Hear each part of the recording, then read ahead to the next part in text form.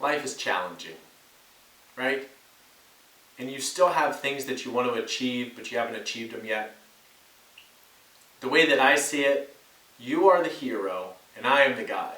I have always seen myself in the relationship as a personal trainer and as a coach as the guide on the side. But a lot of times when you are living your story and you are trying to get from here to there, whether that's changing your body size and you want to lose weight, whether that's healing from an injury, or whether you need a new exercise program in order to strengthen your back or your neck or your shoulders or your knees, or that's learning how to incorporate meditation in your life, or whether you need business advice, or you just need someone to talk to really give you some clarity on what you are trying to achieve. When you are living that story, it is so hard to see it clearly. And right now I want to talk about one problem when you're trying to live this mission towards health. And that's the lack of knowing you need to increase your knowledge. There comes a time during your journey towards health where you need to increase your understanding. Whether that's learning more about nutrition, or learning more about how the body's muscles connect and the structure connects and it's all interrelated. Or you need to learn more about breathing. If you've had lower back pain, you might need to study how to sleep. You might need to study how to wind down. If you're trying to increase your performance, you might need to study performance enhancing methods like deliberate practice and mental rehearsal.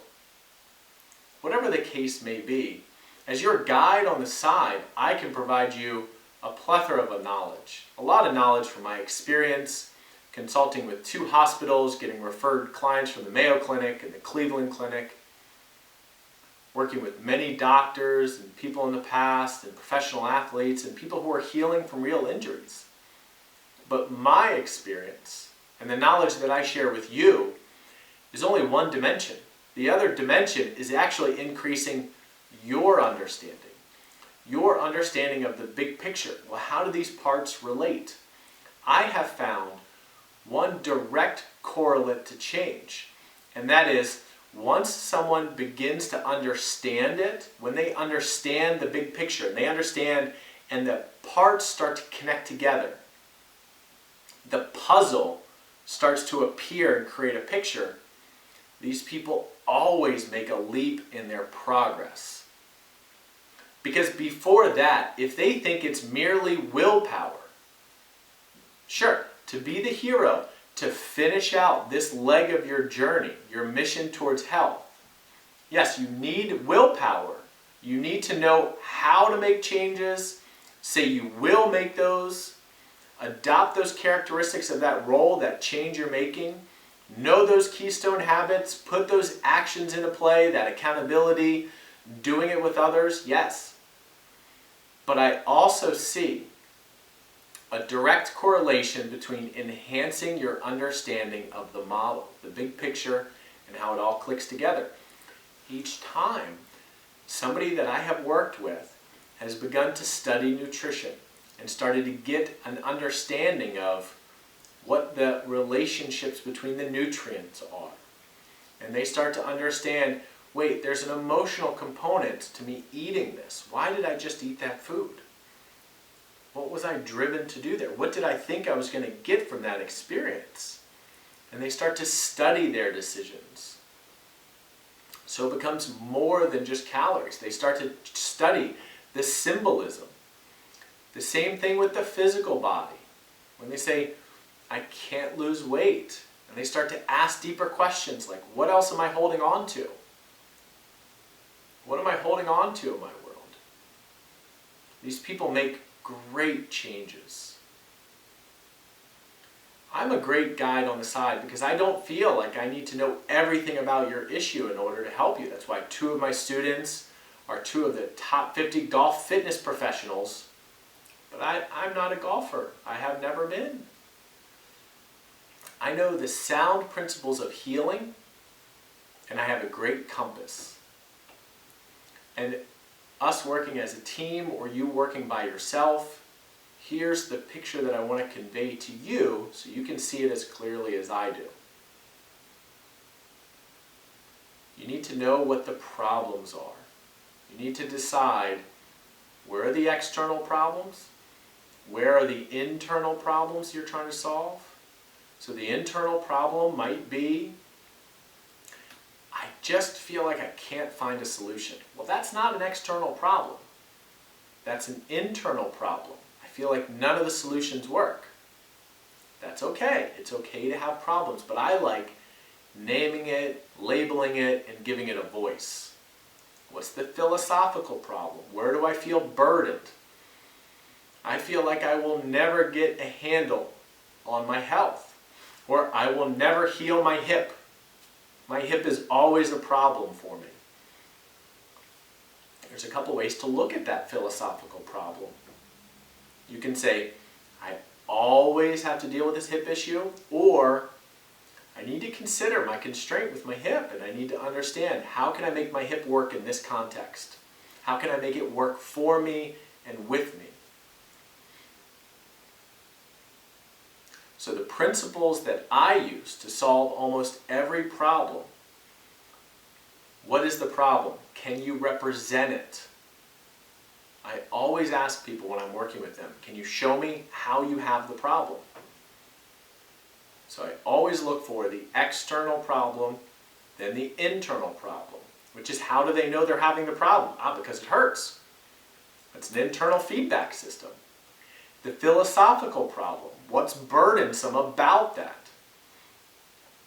Is that the major problem? That's that's the burden. So give voice to the burden. It always hurts when I do this. I think there's something powerful about giving voice to this problem. The external, the internal, and the philosophical problem. Because by doing that, you can agitate the problem. Okay, you have the problem, show me how you make it worse. I ate terribly yesterday. Okay, did you make it, like once you started to eat poorly, did you start to continue to eat poorly? Yes. Are you kind of afraid that you're going to continue to eat that way? Yes. Does it feel like you can't control your body weight? Philosophical problem, burdened by it? Yes. So the fundamentals of describing the problem, the external, the internal, and the philosophical, this is the framework and the playbook that I use for myself and for other people. And this is actually a part of the program that I'm releasing called Mission to Health. Mission to Health will be released at the end of this month. It's my first program that I've released to the public in, I think, 7 years.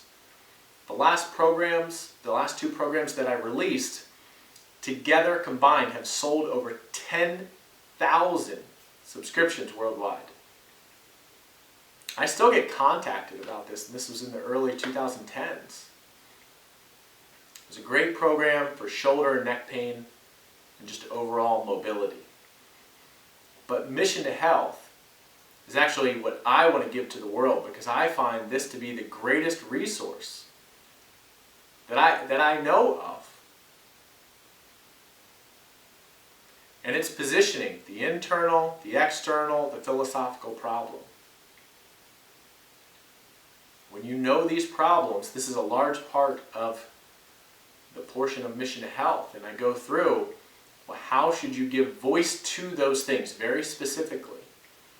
And then how should you apply empathy? It's tough to always have a problem with my hip. And even just the mannerisms and gestures of that energy, evoking that energy in yourself, keeps the conversation with your energy moving forward. Like in acupuncture. In acupuncture, there's a certain time for energy that goes through a cycle.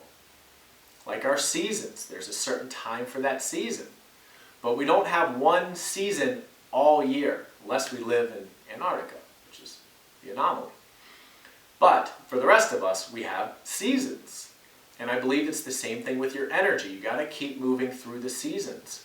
And the way to cathart the energy and the way to integrate the energy is one and the same. You have to walk through the door and give voice to each segment.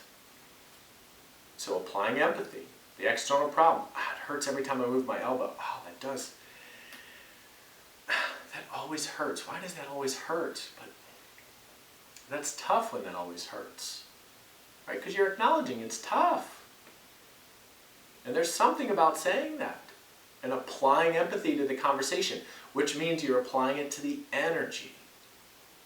It's the energy that we bring to these things that makes such a difference in our lives.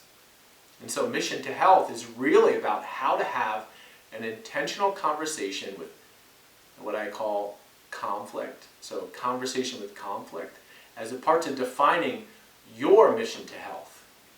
Because you are the hero. And as the guide, I would love to share with you what I find to be the most important discovery I have ever made in my life.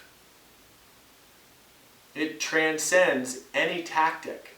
This is a meta strategy. This is the strategy that goes on top of all of them and then filters down. Story. It's about writing your story to health. Giving voice to the external, the internal, the philosophical, the villain, empathy. What if you were to act unconfused?